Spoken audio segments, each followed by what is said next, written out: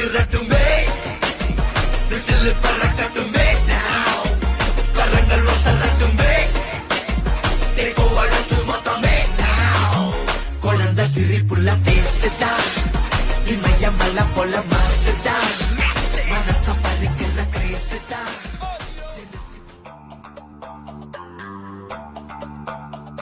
ನಮಸ್ಕಾರ ಸ್ನೇಹಿತರೆ, ಇದು ನಮ್ಮ ಬಹಳ ವರ್ಷಗಳ ಕನಸಿನ ಗೋವಾ ಟ್ರಿಪ್.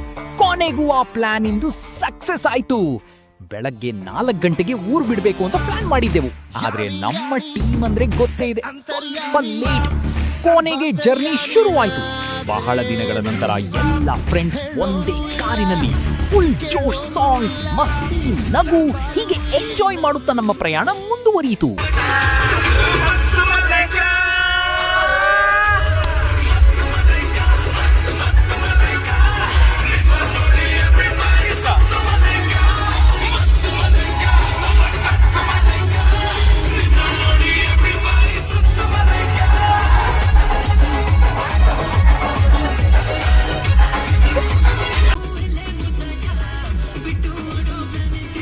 ಶಿರಾ. ಸ್ವಲ್ಪ ಹೊತ್ತಲ್ಲಿ ನಾವು ಹೊನ್ನಾವರ ತಲುಪಿದೆವು. ಕಾಡಿನ ಮಧ್ಯೆ ಸಾಗುವ ರಸ್ತೆ, ಅದನ್ನ ನೋಡಿದ್ರೆ ನಿಜವಾಗಿಯೂ ವಾವ್, ಎಷ್ಟು ಸುಂದರ ಅಂತ ಅನಿಸ್ತದೆ. ಆದ್ರೆ ಡ್ರೈವ್ ಮಾಡೋದು ಅಷ್ಟು ಸುಲಭವಲ್ಲ. ಸಾಕಷ್ಟು ತಿರುವುಗಳಿರುವ ರಸ್ತೆ. ಟ್ರೆಕ್ಕಿಂಗ್ ಪ್ರಿಯರಿಗೆ ಇದು ಸ್ವರ್ಗ. ಹೊನ್ನಾವರದಿಂದ ಸುಮಾರು 41 ಕಿಲೋಮೀಟರ್ ಮುಂದೆ ಬಂದು ಇನ್ನೊಂದು 1 ಕಿಲೋಮೀಟರ್ ಟ್ರೆಕ್ಕಿಂಗ್ ಮಾಡಿದ್ರೆ ಸಿಗೋದೇ ಅದ್ಭುತ ಬಂಗಾರ ಕುಸುಮ ಜಲಪಾತ.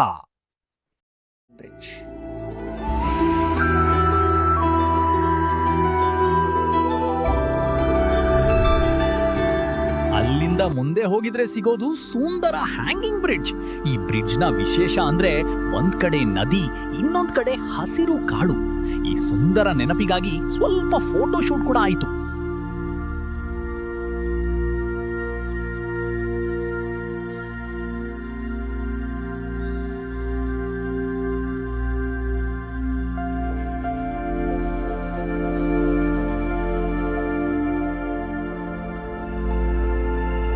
ಶರಾವತಿ ಬೋಟಿಂಗ್. ಹೊನ್ನಾವರ ಬಂದ್ಮೇಲೆ ಶರಾವತಿ ಬೋಟಿಂಗ್ ಹೋಗದೆ ಇರಕ್ಕಾಗುತ್ತಾ? ತೆಂಗಿನ ಮರಗಳ ಮಧ್ಯೆ ಹರಿಯುವ ನದಿ, ಆ ನೈಸರ್ಗಿಕ ಸೌಂದರ್ಯ ನೋಡಿದ್ರೆ ಮನಸ್ಸೇ ಹಗುರ ಆಗುತ್ತದೆ. ಬೋಟಿಂಗ್ನಲ್ಲಿ ಫುಲ್ ಎಂಜಾಯ್ ಮಾಡಬಹುದು. ನಮ್ ದೋಸ್ತು ವಿಡಿಯೋ ಶೂಟ್ ಮಾಡ್ತಿದ್ದಾನೆ. ತಲೆ ಮೇಲೆ ಕೂದಲು ಸ್ವಲ್ಪ ಕಡಿಮೆ ಇದ್ರೂ ಕ್ಯಾಮರಾ ಮಾತ್ರ ಯಾವಾಗ್ಲೂ ತಲೆಯ ಮೇಲೆಯೇ ಇರುತ್ತೆ. ಇರ್ಲಿ, ನಮಗೂ ಹೇರ್ ಲಾಸ್ ಆಗಿದೆ, ನಮ್ ಗುರುಗೆ ಸ್ವಲ್ಪ ಜಾಸ್ತಿ ಆಗಿದೆ. ಆದ್ರೂ ನಮ್ ದೋಸ್ತ್ ಕ್ಯಾಮರಾ ಆಂಗಲ್ ಮಾತ್ರ ಹಾಲಿವುಡ್. ಕೂದಲು ಹೋಗಿದ್ರು ಪ್ಯಾಷನ್ ಹೋಗಿಲ್ಲ. ಇದಕ್ಕಾದ್ರೂ ನಮ್ ದೋಸ್ತ್ಗೆ ಒಂದು ಲೈಕ್ ಕೊಡೋದನ್ನು ಮರಿಬೇಡಿ. Photo shoot. ಇಷ್ಟು ಸುಂದರ ಜಾಗಕ್ಕೆ ಬಂದು ಸುಮ್ಮನೆ ಇರಕ್ಕಾಗುತ್ತಾ? ಎಲ್ಲರೂ ಪೋಸ್ ಕೊಟ್ಟಿದ್ದು.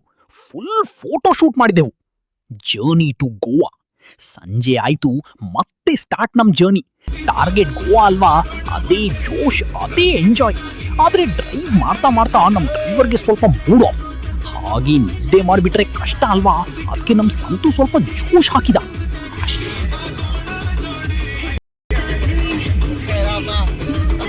ಆಟೋಮ್ಯಾಟಿಕ್ ಆಗಿ ಮತ್ತೆ ಎನರ್ಜಿ ಬಂದ್ಬಿಟ್ಟಿತ್ತು.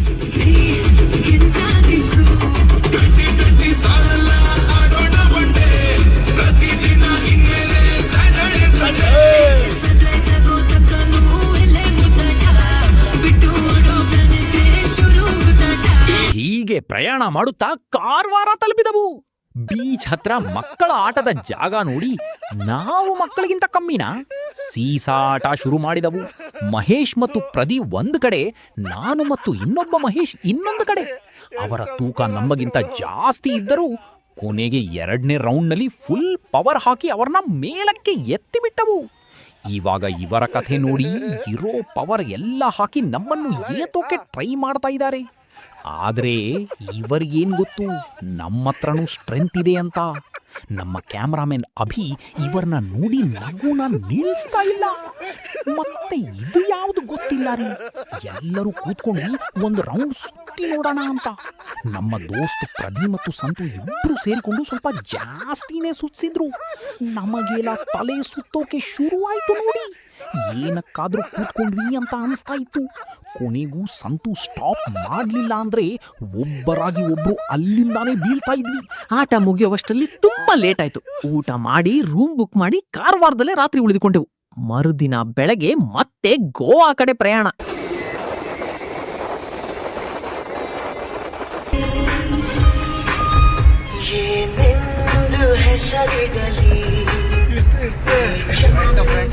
ಫೈನಲಿ ಗೋವಾ. ಕೊನೆಗೂ ನಾವು ಗೋವಾ ತಲುಪಿದೆವು. ಆ ದಿನ ಸಂಡೇ, ಅದಕ್ಕೆ ಫುಲ್ ಕ್ರೌಡ್ ಇದ್ರು ಏನು, ಎಂಜಾಯ್ ಮಾಡೋದಕ್ಕೆ ಬಂದಿದೀವಲ್ಲ. ಹಗಲಿನಲ್ಲಿ ಗೋವಾ ಬೇರೆ ರೀತಿ ಕಾಣುತ್ತೆ, ಆದ್ರೆ ನಿಜವಾದ ಗೋವಾ ಶುರುವಾಗೋದು ರಾತ್ರಿ. ನಮ್ದು ಒಂದು ಇರ್ಲಿ ಅಂತ ಒಂದು ಸ್ಟೆಪ್ ಹಾಕಿದ್ದು. عندي خوش فصلة يا اخي تفوز والله خوش رقصة يا اخي دوس عندي خوش فصلة يا اخي تفوز والله خوش رقصة حلو. ಅಣ್ಣ ನನ್ನ ಕೈಲಿ ಆಯ್ತಾ ಇಲ್ಲ, ಅಯ್ಯೋ ಅಣ್ಣ ನಾನು ಸತ್ತೋದಂಗೆ ಆಗೋಯ್ತಾ ಇದ್ದೀನಿ.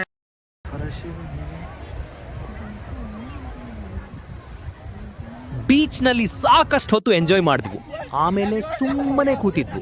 ಆದ್ರೆ ನಮ್ಮ ಟೀಮ್ ಸುಮ್ಮನೆ ಇರ್ತಾ ಮರಳಲ್ಲೇ ಆಟ ಶುರು ಮಾಡಿದ್ವು.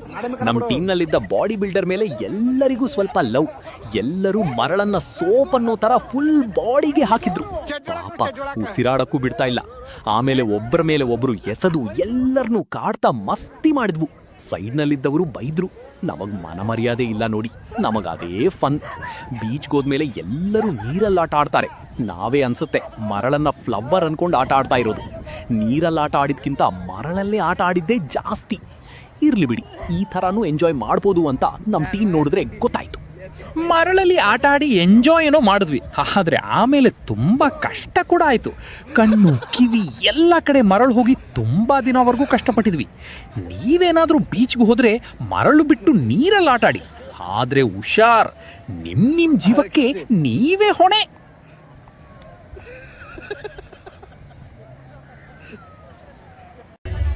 ಬಿಯರ್ ಪಾರ್ಟಿ ಸಂಜೆ ಆಯ್ತು.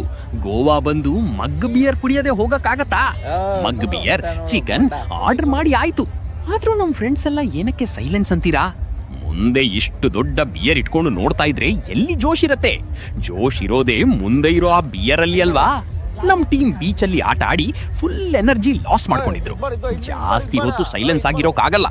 ಒಂದೆರಡು ಫೋಟೋ ಜೊತೆ ಪಾರ್ಟಿ ಶುರು ಮಾಡಿದ್ವಿ.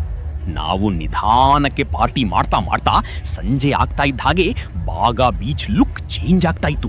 ಕಲರ್ ಲೈಟು, ಸಮುದ್ರದ ಅಲೆಗಳ ಶಬ್ದ, ಪಕ್ಕದಲ್ಲಿ ಇದ್ದ ಡಿಸ್ಕೋ ಮ್ಯೂಸಿಕ್ ಸೌಂಡು ಎಲ್ಲರಿಗೂ ಮಜಾ ಕೊಡ್ತಾ ಇತ್ತು. ಆಟೋಮ್ಯಾಟಿಕ್ ಯಾರಿಗಾದ್ರೂ ಜೋಶ್ ಬರತ್ತೆ.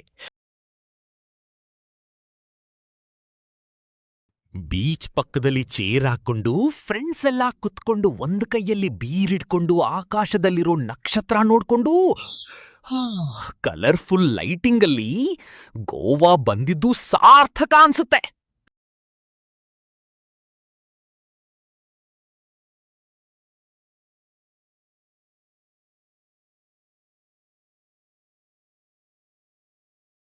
ಮುಂದೆ ಇದ್ದ ಬಿಯರ್ ಒಳಗಡೆ ಹೋದ್ರೆ ಜೋಶ್ ಆಟೋಮ್ಯಾಟಿಕ್ ಆಗಿ ಬರುತ್ತೆ. ಇವ್ರೇ ನೋಡಿ, ಸೈಲೆಂಟ್ ಆಗಿದ್ದ ನಮ್ಮ ಫ್ರೆಂಡ್ಸು ಹೇಗೆ ವೈಲೆಂಟ್ ಆಗಿದ್ದಾರೆ. Baga beach night. ರಾತ್ರಿ ಆಗ್ತಾ ಬಾಗಾ ಬೀಚ್ ಸಂಪೂರ್ಣ ಬದಲಾಗಿತ್ತು. ಕಲರ್ ಲೈಟ್ಸ್, ಮ್ಯೂಸಿಕ್, ಜನರ ಸಂಭ್ರಮ. ಅದಕ್ಕೆ ಎಲ್ಲರೂ ಗೋವಾ ನೈಟ್ ಲೈಫ್ ಅನ್ನು ಇಷ್ಟಪಡ್ತಾರೆ. Friends moments. ಒಂದು ಕಡೆ ಕೈಯಲ್ಲಿ ಬಿಯರ್, ಮುಂದೆ ಸಮುದ್ರ, ಮೇಲೆ ನಕ್ಷತ್ರಗಳ ಆಕಾಶ. ಇಂತಹ ಕ್ಷಣಗಳು ಜೀವನದಲ್ಲಿ ಸದಾ ನೆನಪಾಗಿ ಉಳಿಯುತ್ತವೆ. Disco night. ಗೋವಾ ಬಂದು ಡಿಸ್ಕೋಗೆ ಹೋಗದೆ ಇರೋಕ್ಕಾಗುತ್ತಾ? Full DJ beats, different dance, ನಮ್ಮ ಟೀಮ್ನ ಫುಲ್ ಎನರ್ಜಿ. ರಾತ್ರಿ ಡಿಜೆ ಬೀಟ್ಸ್, ಕಲರ್ ಲೈಟ್ಸ್. ಈಗ ನಮ್ಮ ಟೀಮ್ನ ನಿಜವಾದ ಜೋಶ್ ನೋಡೋ ಟೈಮ್. ಇವಾಗ ನೋಡಿ, ಯಾರ್ಯಾರು ಯಾವ್ಯಾವ ಡ್ಯಾನ್ಸ್ ಮಾಡ್ತಾರೆ, ಯಾರ್ದು ಮಾಸ್, ಯಾರ್ದು ಕಾಮಿಡಿ. ಕೊನೆವರೆಗೂ ನೋಡಿ, ಎಂಜಾಯ್ ಮಾಡಿ. ನಿಮ್ಮ ಫೇವ್ರೆಟ್ ಡ್ಯಾನ್ಸರ್ ಯಾರು?